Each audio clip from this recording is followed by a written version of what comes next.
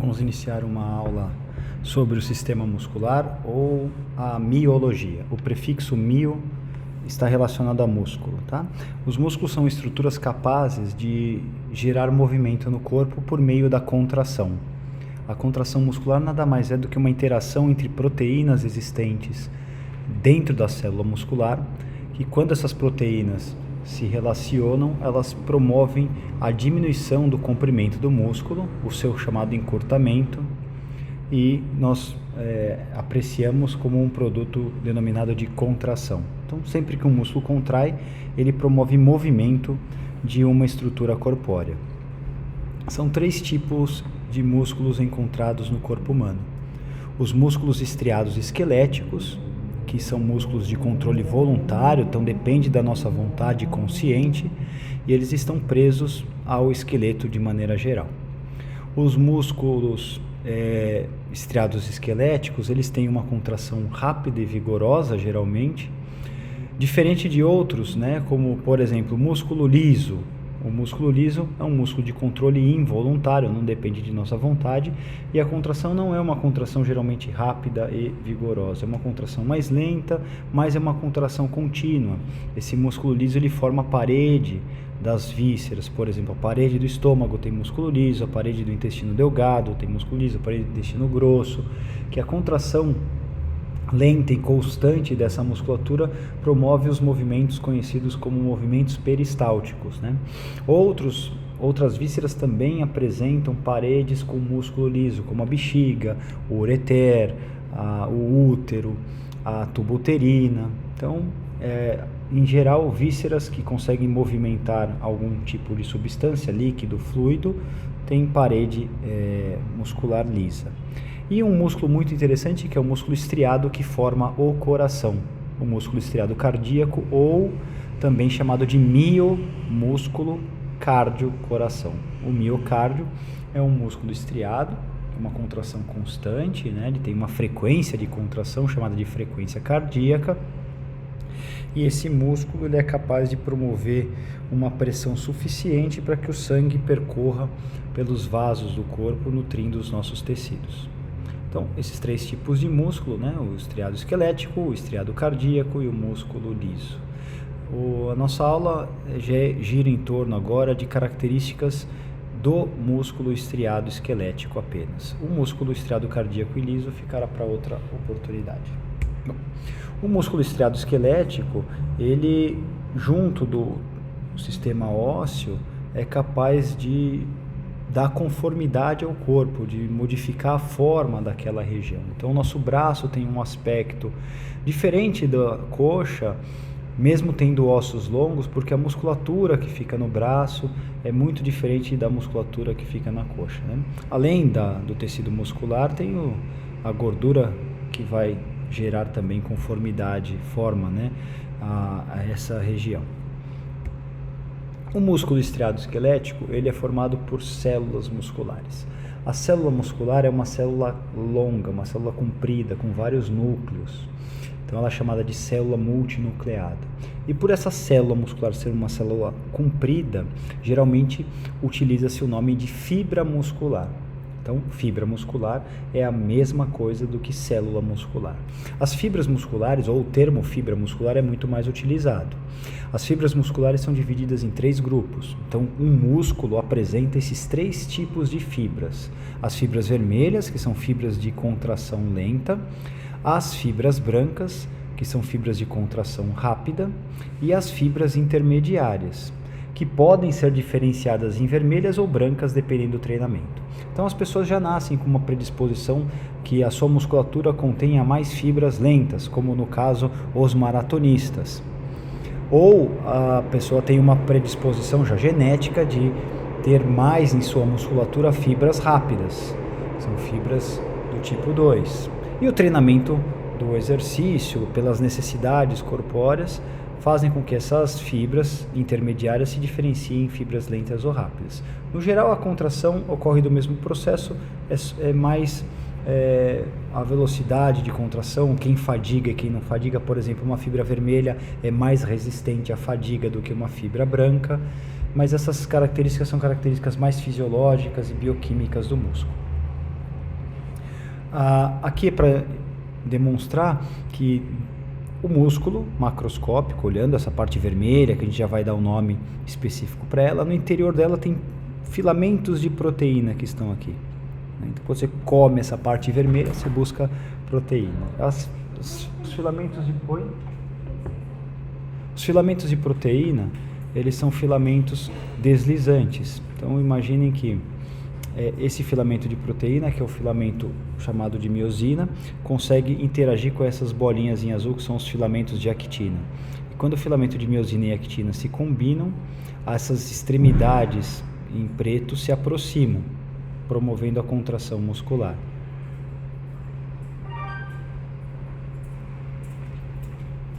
No músculo relaxado, afastado, e quando o músculo contrai, esses filamentos de actina deslizam sobre os filamentos de miosina. Isso a gente chama de contração muscular. Bom, quais são os componentes anatômicos do músculo estriado esquelético? Aqui é um ponto importante. São 3 componentes anatômicos. Um é o componente vermelho, a parte carnosa do músculo, chamada de ventre muscular. O ventre muscular é a parte avermelhada desse músculo.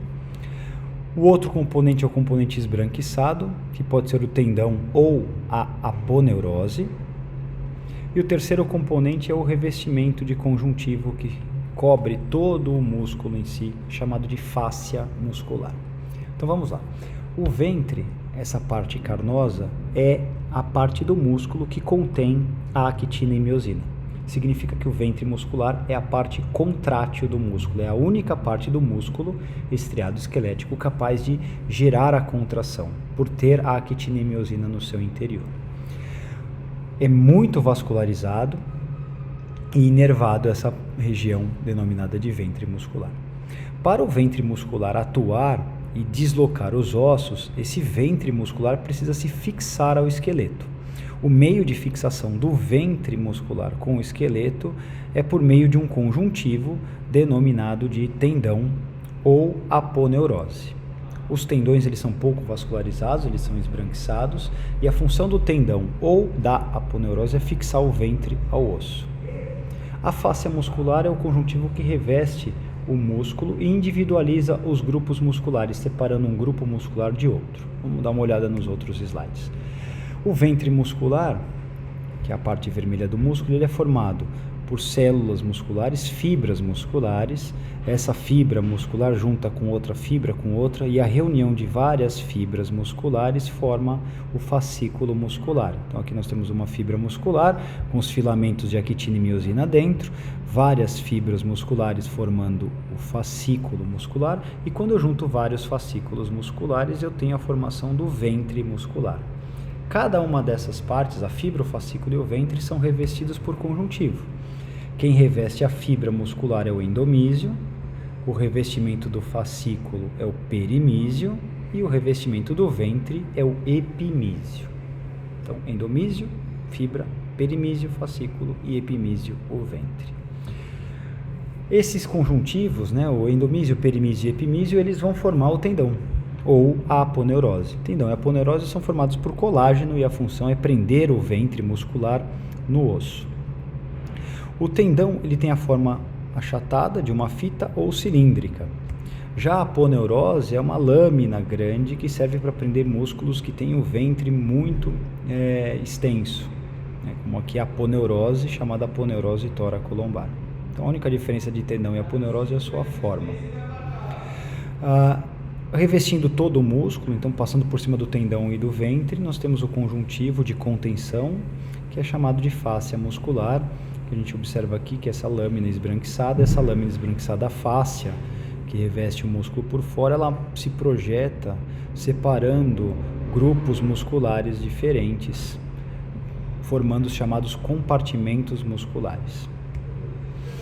O músculo ele se prende no osso, e nós usamos termos como origem e inserção para determinar esses pontos de fixação. De uma maneira simples, a origem é a parte presa durante o movimento, que não se desloca, e a inserção é a parte móvel durante a contração do músculo. Então, Se essa porção ficar fixa, sem se movimentar, e essa parte óssea se deslocar, nós chamamos esse ponto de origem e esse ponto de inserção. A origem do músculo também é chamado de cabeça do músculo, do latim seps. Vocês já vão entender que esse conceito é um conceito importante. A nomenclatura do músculo. Tem diversas formas de classificar o músculo, e a classificação que eu vou propor aqui para vocês é para uma análise que gere uma prática de uma forma mais fácil. Por exemplo, a localização do músculo, se o músculo estiver na região temporal, chama músculo temporal. Se ele estiver na região anterior da tíbia, músculo tibial anterior. A direção das fibras, como o músculo transverso do abdômen ou o músculo oblíquo externo do abdômen. Às vezes o nome do músculo é pela ação, como flexor longo do polegar, músculo supinador, ou o tamanho dele, músculo palmar longo. Se tem o palmar longo, temos o curto. Ou tamanho e forma, músculo redondo maior, tem o músculo redondo menor. Músculo romboide menor, tem o músculo romboide maior. Tamanho e localização, como o zigomático maior. E uma nomenclatura importante, número de origens, né, o seps, né, 2 cabeças, 2 seps, né, bíceps ou tríceps, ou até mesmo o quadríceps, que aí gera os processos de classificação. Então aqui tem uma literatura extensa que eu acho que não vale muito a pena entrar em detalhes, mas por exemplo, esse aqui é um músculo denominado de músculo largo. O nome dele é glúteo máximo, glúteo por estar na região glútea e máximo por ser o maior dos 3 glúteos existentes.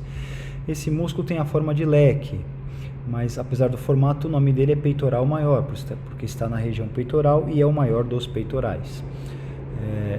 E nós podemos avaliar a forma do músculo e classificá-lo de acordo com a forma de uma maneira anatômica, mas pouco usual no quesito nomenclatura.